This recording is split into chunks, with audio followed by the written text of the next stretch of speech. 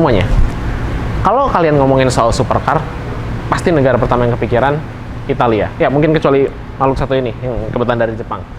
Dan kalau kalian ngomongin soal supercar dari Italia, dua nama pasti muncul. Kalau nggak Ferrari, Lamborghini. Ya, mungkin bisalah Pagani kadang-kadang karena, ya Pagani kan ya lumayan super ya. Tapi Pagani kan hypercar. Tapi ada satu nama yang biasanya nggak pernah di-mention, dan itu Maserati. Kenapa? Jujur aja, Maserati itu punya problem image.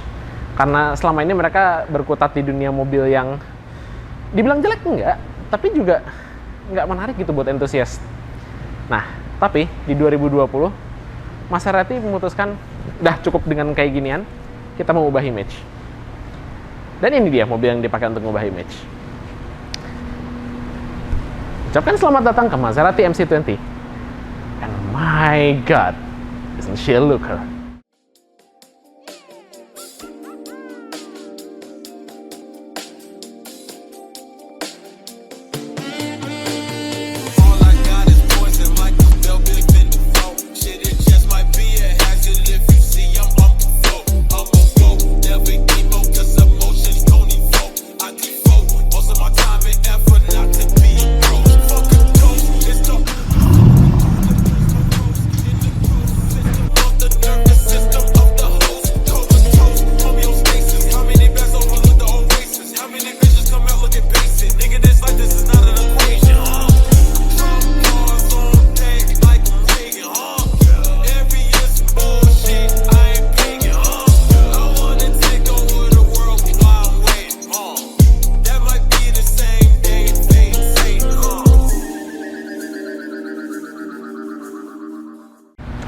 Pertama kali aku lihat Maserati MC20 itu sebetulnya bukan real life gini. Waktu itu Maserati pernah ngetis bahwa mereka bikin supercar lagi di tahun 2019. Tadinya aku pikir pas lihat spy shotnya, apaan cuma Alfa Romeo 4C gitu, Alfa Romeo 4C digedein. Begitu aslinya muncul,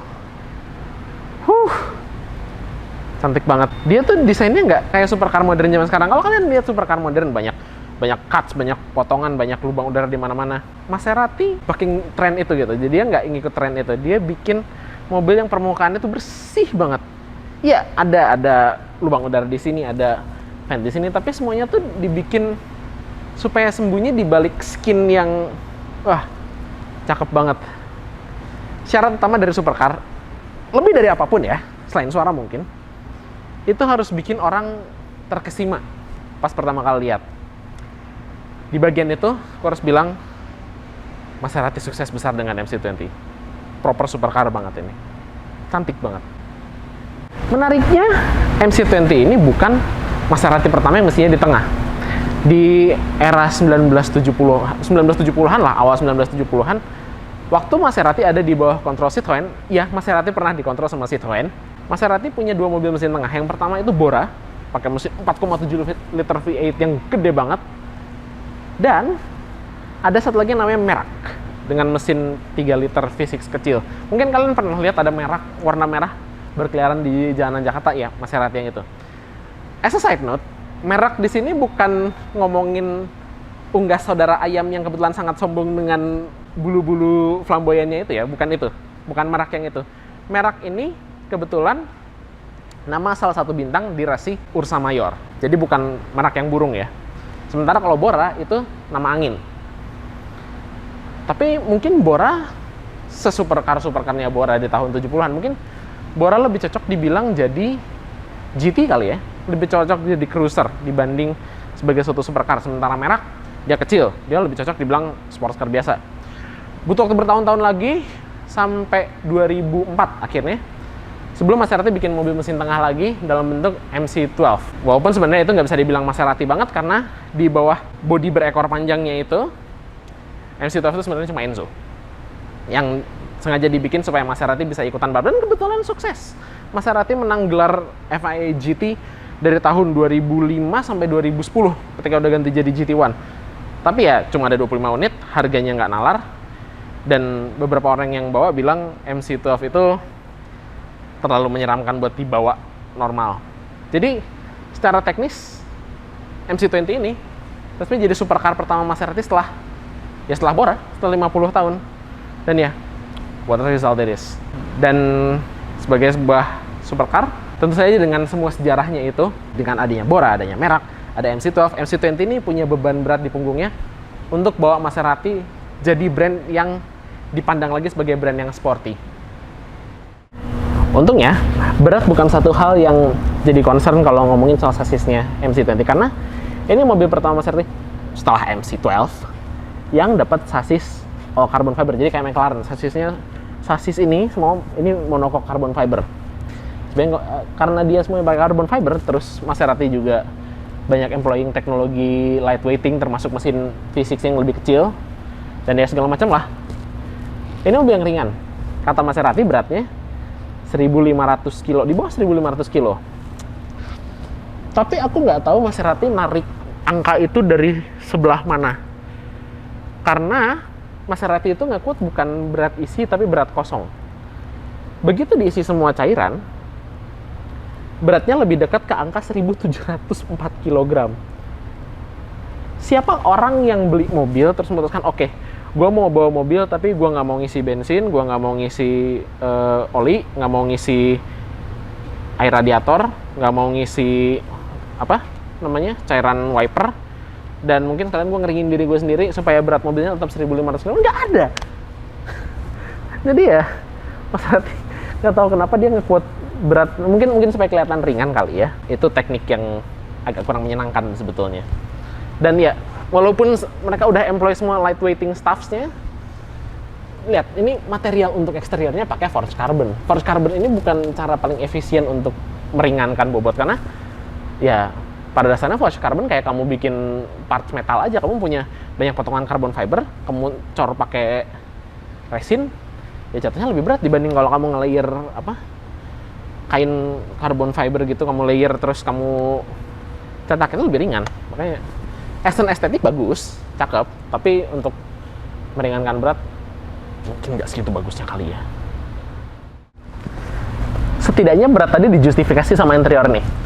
Tapi sebelum kita bahas soal interior nih, aku harus bilang satu hal. Ini mobil kecil, nggak gede-gede amat.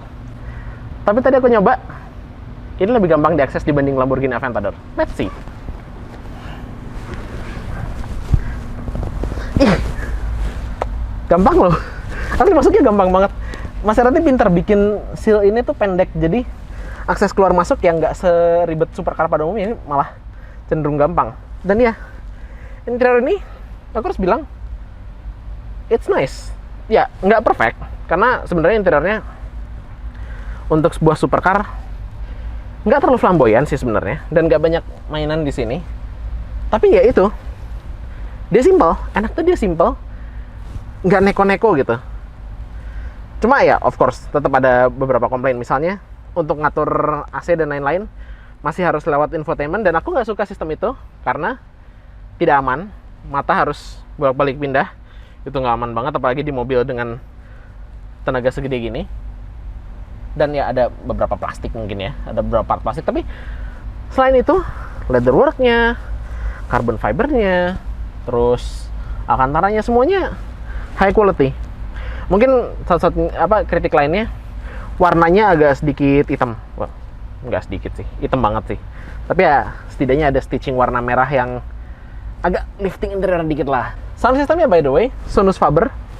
Ini perusahaan yang sama yang bikin sound system buat Pagani. Jadi kalian tahu bahwa sound system ini punya kualitas bagus. Yang menarik,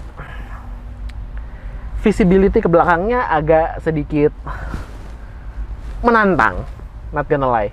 Karena di belakang ada engine cover dari plastik, dari Perspex, dan ya jujur gue nggak bisa lihat apa-apa. Gue nggak bisa lihat apa-apa loh di rearview mirror ini.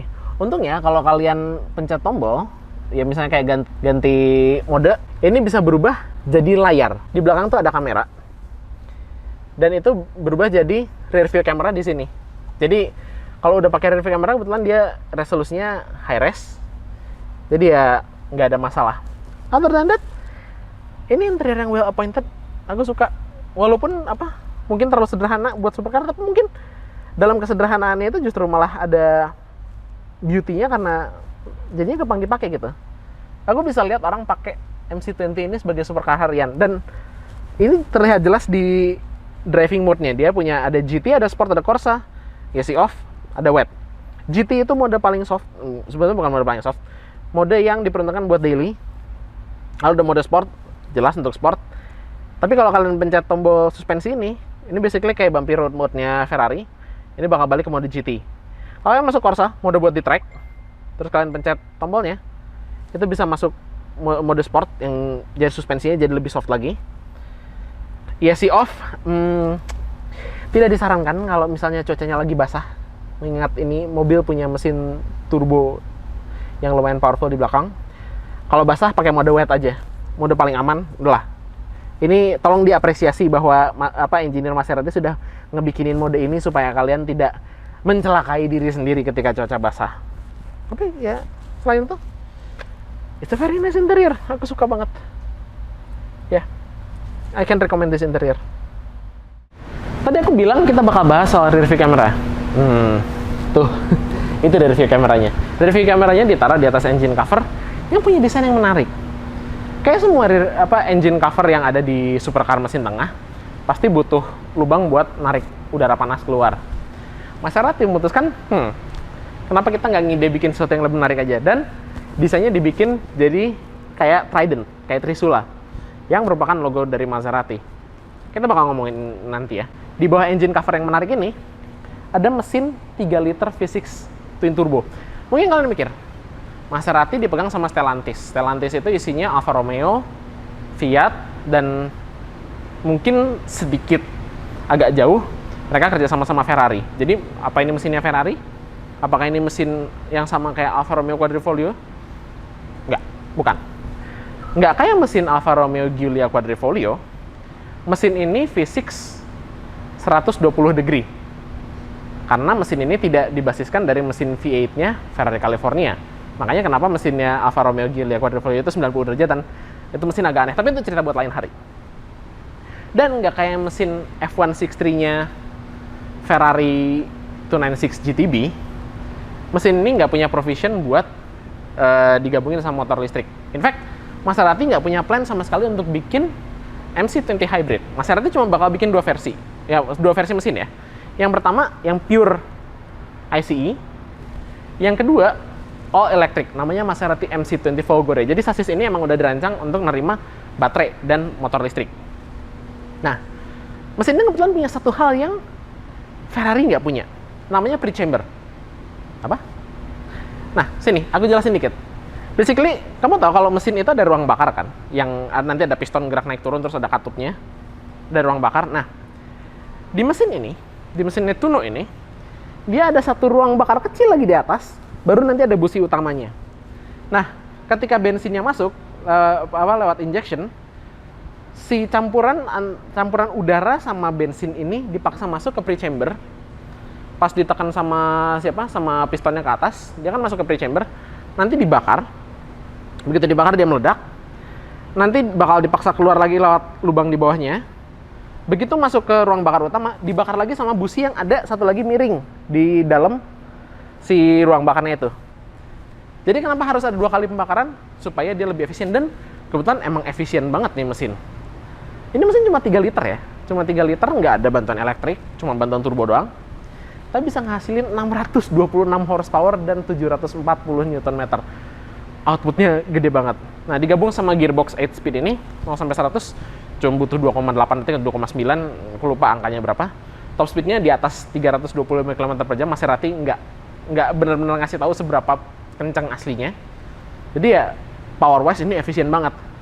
Tapi, karena pembakarannya ini mesin borosnya gila.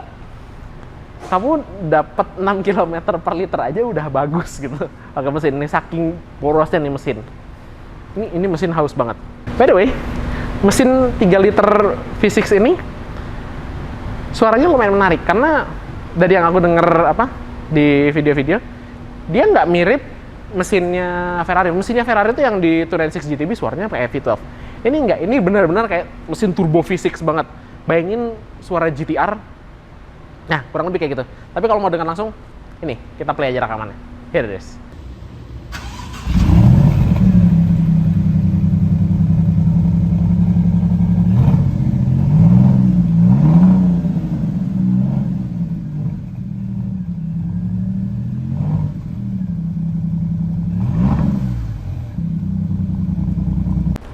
Mesin ini punya nama.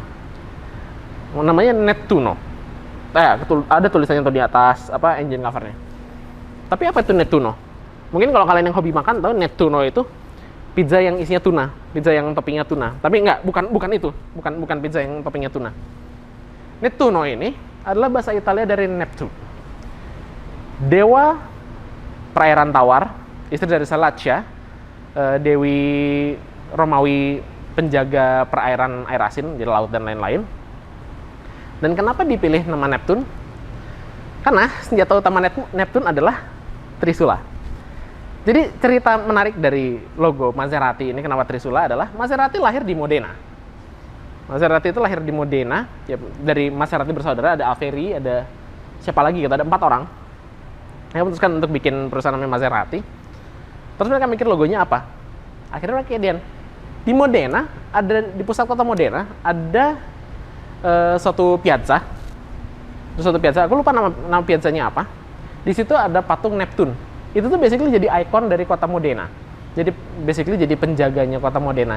Dari situ ya udah kita ambil aja logo Trisulanya. Dan ya sampai sekarang logo ini masih dipakai sama Maserati. Dan kebetulan cocok banget nama Nettuno ini. Penjaga kota Modena di mobil yang kata Maserati 100% made in Italy. Itu namanya fitting banget. Jadi ya, ini mungkin the most Maserati of all Maserati. And it's worth it. So, there you are. Maserati MC20. Apakah ini mobil bakal bawa duit buat Maserati? Enggak. Ini aku yakin mau Maserati bikin mobil ini sebanyak apapun, karena Maserati kebetulan emang nggak ngebatasin berapa banyak MC20 yang dibikin. Ini mobil nggak bakal bikin duit buat Maserati. Ini basically kayak proyek rugi. Tapi apakah dia pantas untuk jadi mobil yang laku? Wah, banget. Ini salah satu Maserati terbaik yang pernah aku lihat. Bukan hanya dalam hal styling ya, interiornya, mesinnya semuanya. Dia cakep banget. Oke, beratnya emang berat. Ini mobil berat, tapi it's worth it. Seberapa worth it-nya? Bayangin Evo Magazine, yang Evo tuh udah kayak bisa dibilang tuh Porsche minded banget lah ya. Dia tiap car of the year tuh basically kayak orang udah nebak lah paling menang Porsche. Tahun 2022 ini car of the year mereka. Kalau itu bukan pujian yang cukup bagus bukan pujian yang bagus buat MC20, aku nggak tahu Maserati butuh ngerjain apa lagi buat bikin mobil ini laku. So yeah, Maserati MC20 deserve suksesnya nanti kalau seandainya mobil ini laku banget. Anyway, itu tadi review Maserati MC20. Thank you banget buat TDA Luxury Toys buat ngasih kesempatan buat nge-review so far satu-satunya MC20 yang ada di sini. Kalau kalian mau, dan aku yakin kalian, mudah-mudahan kalian mau setelah review ini, kalian bisa langsung kontak TDA buat nyikat MC20 pertama ini, dan siapa tahu nanti bakal masuk lebih banyak lagi MC20. Anyway, jangan lupa klik like, komen di bawah, subscribe kalau kalian belum, dan nyalain notifikasi supaya nggak kelewat video-video terbaru kita. Bye-bye!